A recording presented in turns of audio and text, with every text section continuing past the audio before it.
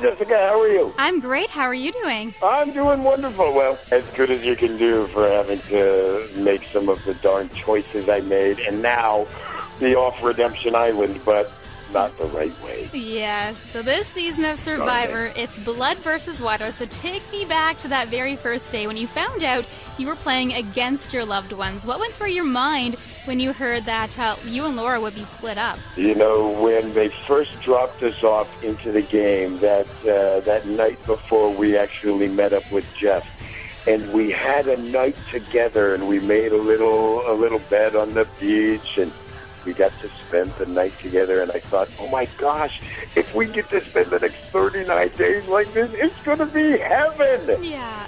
And then we walk out and we see Jeff and see everybody else, and he says, why are you guys all smiling? Split up, you guys, loved ones over there, returnees over here. Oh my gosh. So cruel. And then in almost, it seemed like the very next breath, he says, and we're going to vote somebody out right now. Here's a parchment, write somebody's name down.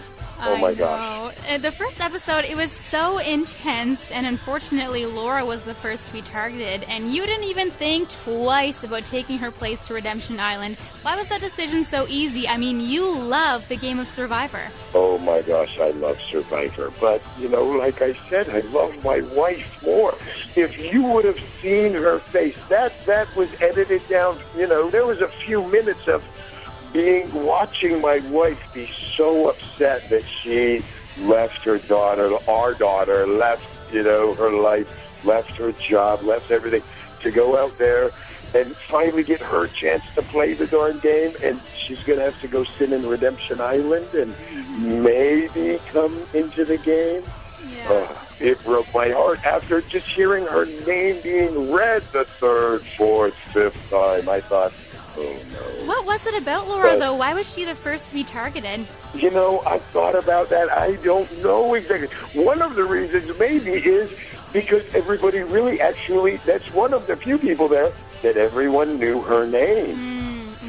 I mean, she's been around. We've been around for 10 years in this Survivor little clan and been playing the game, and she's been out on the island before, and, that on top of maybe it was a little bit of a strike against me, too. Yeah. So, I don't know, maybe the combination of them both. I knew I didn't want Laura to have to sit on Redemption Island. Whatever I had to do, I would have done. You are such a nice husband. Thank you. You're welcome. But that's, after 16 years of marriage, 20 years of our relationship, there wasn't a choice. Yeah, that's of course. True. So how was your time on Redemption Island? Why did you decide that relaxing was the best approach? Redemption Island was miserable. We sat there, Candace and I, for days. And, Candace and I don't have the best relationship by any means. And I told her on the first day after I fixed up our shelter a little bit to at least give us, protection from the sun and the rain, I told her, there's only one of us going to make it out of here, and I'm not taking care of her. It's not like on the island. It's not like in the tribe. I'm not doing everything. You're on your own. That's right. And I relaxed, and I actually, every once in a while, I would run away and grab, there's little lobsters, there were clams out there. There was a lot of food, honestly. I would grab 2 or 3 little lobsters, have maybe an inch of water in the pot. You could get that boiling in just a few minutes. When Candace would go to sleep, I would actually eat. When she went to sleep. I love the evil laugh that comes along with that. So, what's it like having Redemption Island included in the game, though? Is it sort of a sigh of relief knowing you're not quite done? Well, honestly, Redemption Island, I really, darn it, when I was trading Laura, and I stood there and I told Jeff, I'm going to win challenge after challenge. Oh, my gosh. I knew the odds were honestly stacked against me. And even if you do make it out of Redemption Island, you're going to have to win every darn challenge because you're not really a part of the tribe. You're, that one coming back with a vengeance. Yep, so everybody's gunning for you. That's true. Redemption Island is a tough tough road. Yes. It's a tough one. I knew it, and I knew I didn't want Laura to have to try and battle through that road. Oh, so sweet. Whoever does make it out of redemption is still going to have a tough way to battle. Yes, that's right. So, Rupert, this is actually your 4th time on the show, if we want to call it a full time on the show. And you didn't even have a chance to cast a vote. Did you at least have a good first few days?